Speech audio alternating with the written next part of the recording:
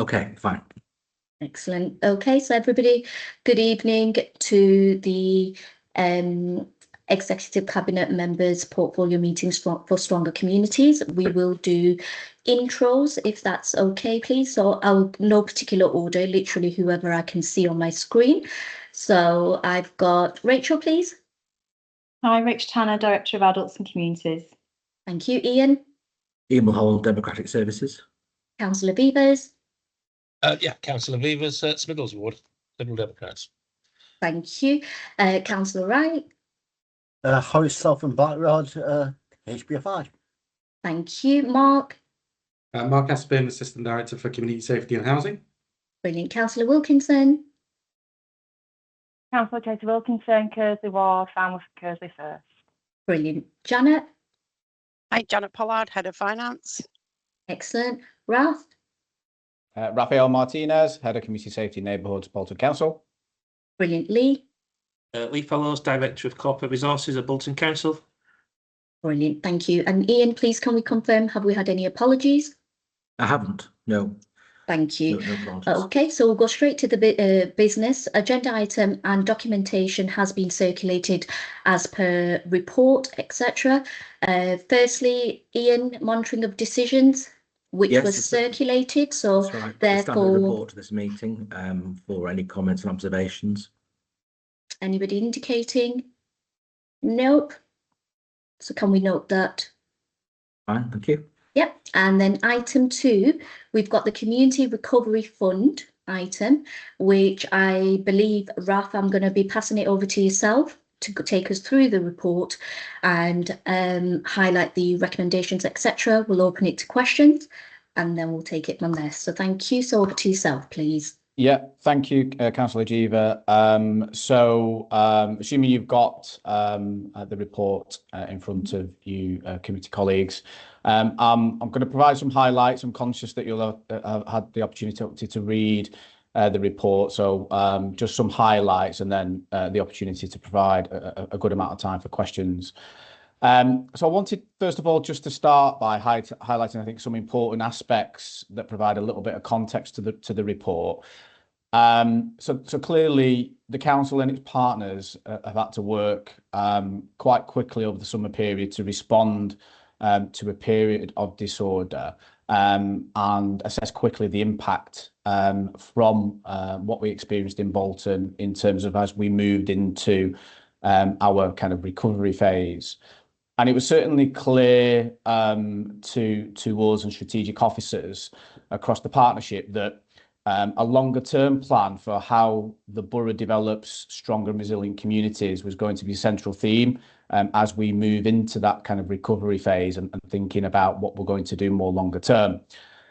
Clearly, once the funding was confirmed that set out in the report from MHCLG, once that was confirmed by government, this signalled a real opportunity for us to think more strategically and longer term with how we could use this fund to be able to add value with the here and now, but also think about how that would add value to that central theme about a more longer term piece of work relating to cohesion.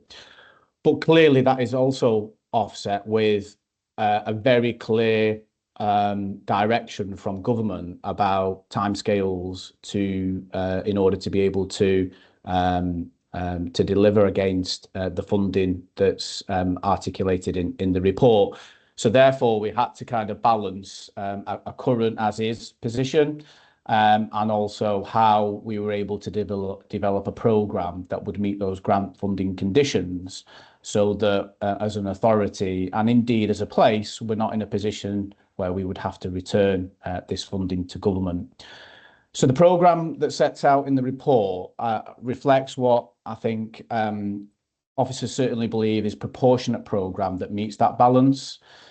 It's been built on some early work that was done post-recovery around community impact assessment, and members on the call may recall specific surveys that came out at the time asking councillors for perspectives around the impact.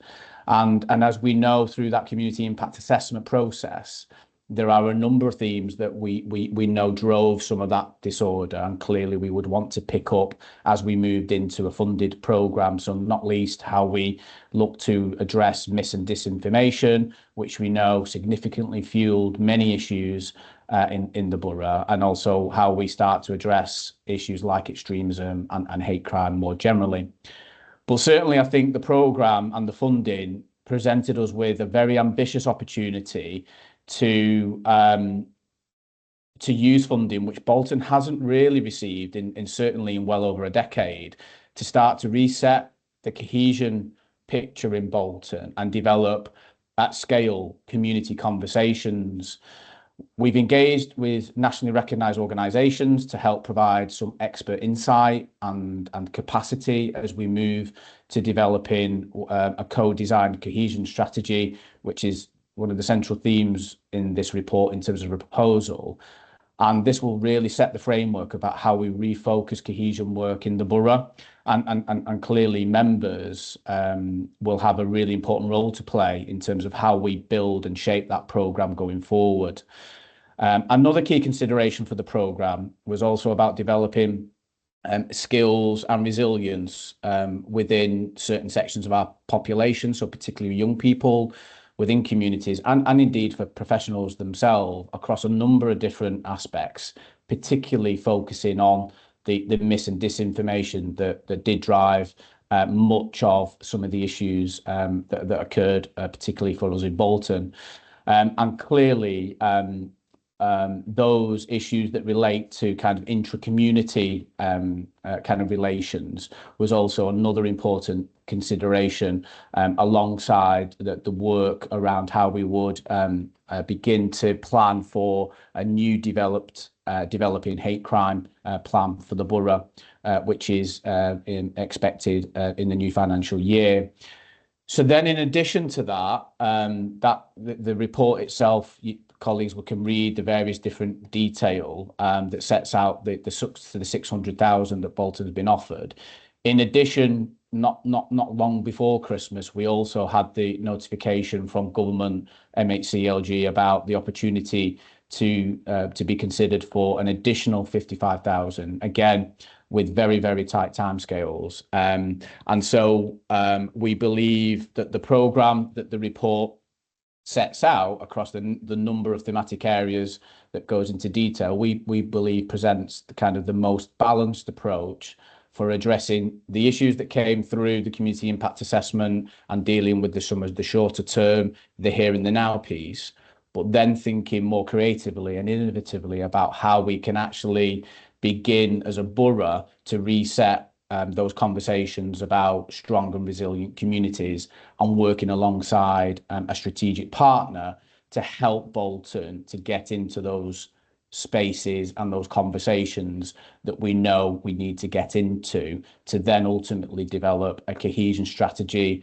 and plan that can last for the years ahead. And I think the options set out in the report are clearly, from an officer perspective, are twofold.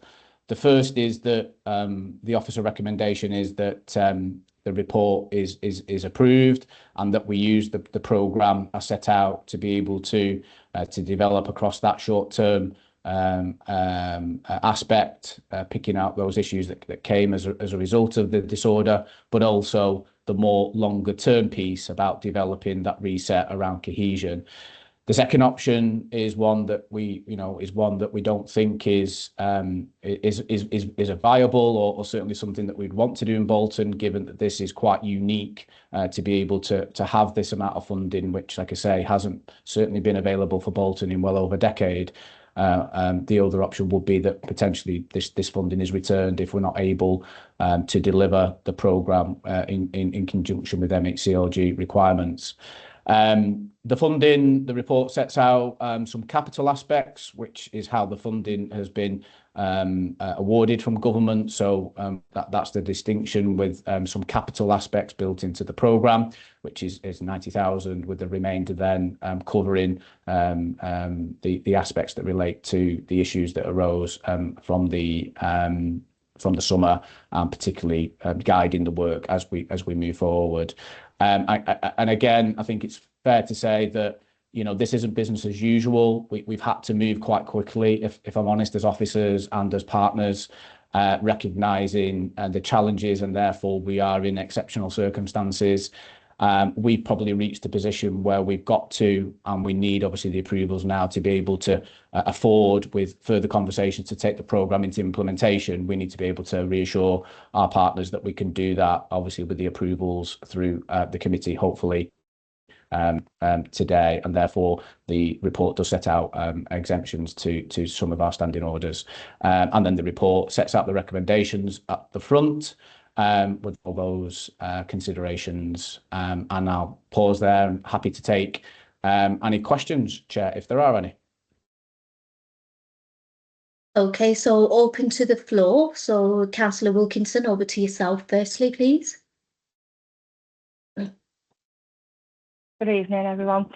Just what I say, it's such a positive and piece of work, and I'm pleased that this is happening and that we've got the funding. My question is really around the schools linking. It mentions about schools linking, and sort of I just feel like it is much needed in the schools. And how would we go about engaging the schools, and would there be opportunities for finances to go into schools to do that? Because often I find that the schools want to do stuff, they're keen and eager to get involved in initiatives, but often the thing that's tying their hands is funds, you know, to bring in people who would be able to, you know, talk more about the subjects and stuff like that, what we need, that they need to hear at that young age. So I'm just wondering if there's any work being done yet around the schools.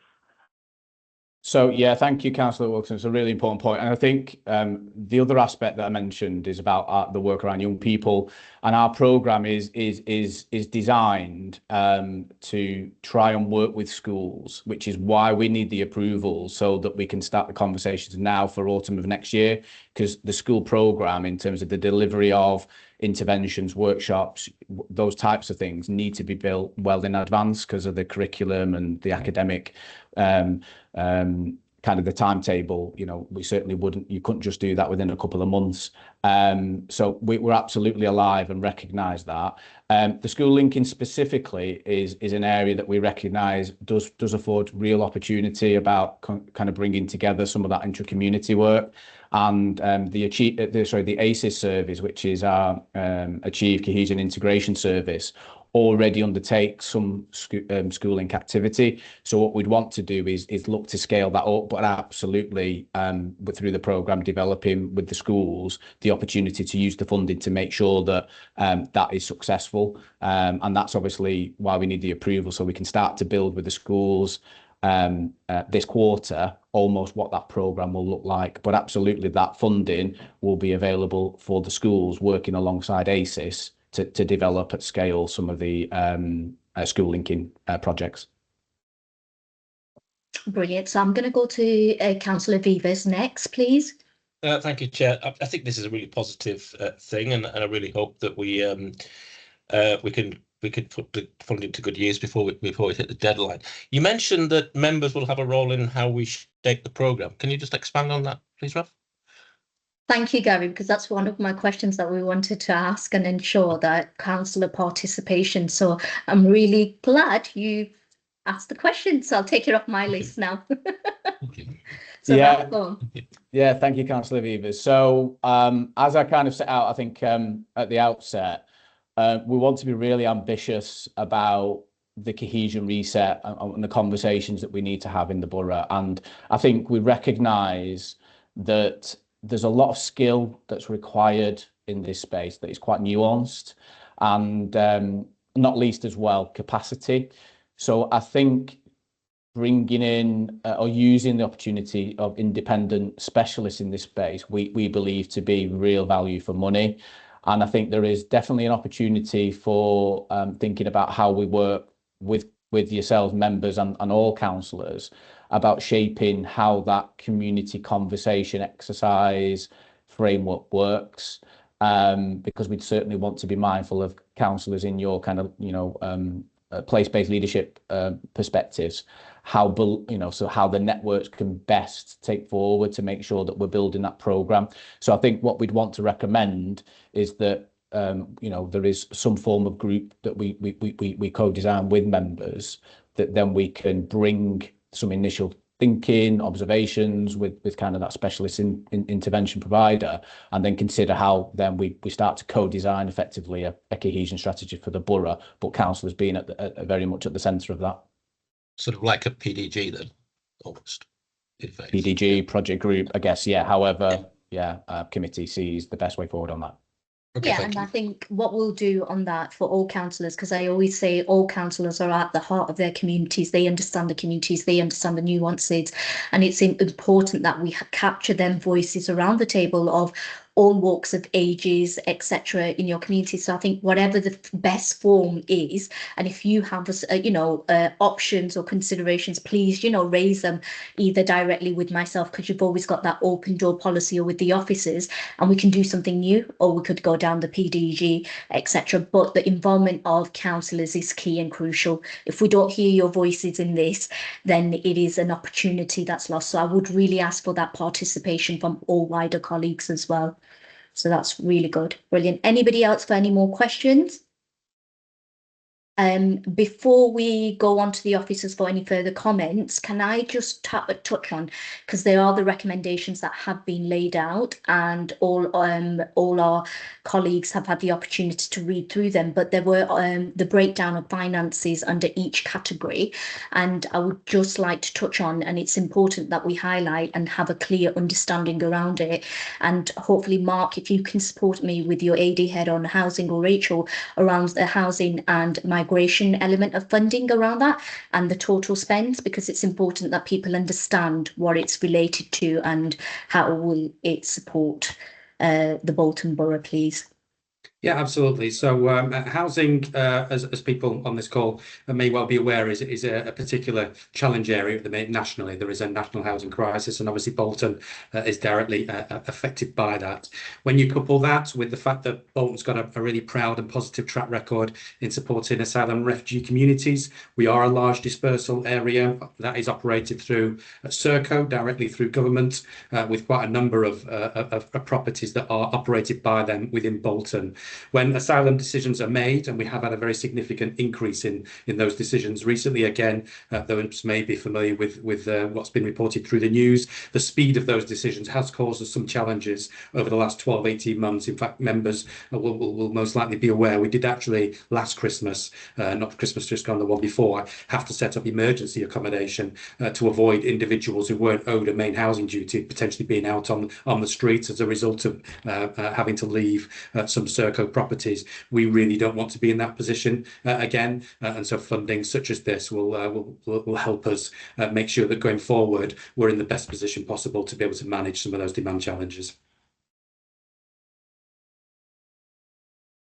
I'm on mute, so thank you for that. And it's just to give that clarity, because there could be narrative that's been spinned in different ways and manners, and it's just important that everybody understands in the report the breakdown that we are working towards. So I will go to Rachel, please.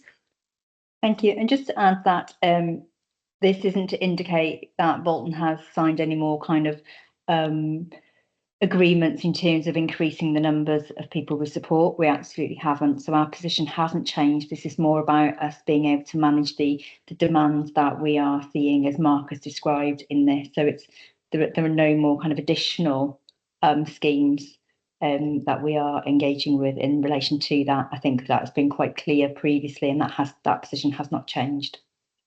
Okay, and that's for clarity, and that's important. So is there any other questions? Any other comments? Okay, so Ian, I will read out the recommendations so we're all crystal clear. So I would recommend, if everybody goes to the recommendation, so recommendation 1 is endorse the Community Recovery Fund and the Community Cohesion and Resilience Work Programme. Recommendation 2, delegate authority to the Director of Adults, Communities and Integration and the Assistant Director of Community Safety and Housing to approve the necessary spend as set out in Section 2 and Section 3.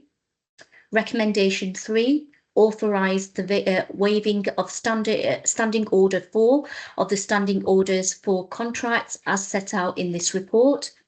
And recommendation 4, authorise the borough solicitor to carry out all legal formalities. So from that basis of all the recommendations covered, I recommend the approval of this report. Okay, that's Brilliant. fine. Thank Councillor you, Deaver, thank colleagues. you. You've agreed that. I'll stop recording when you're ready.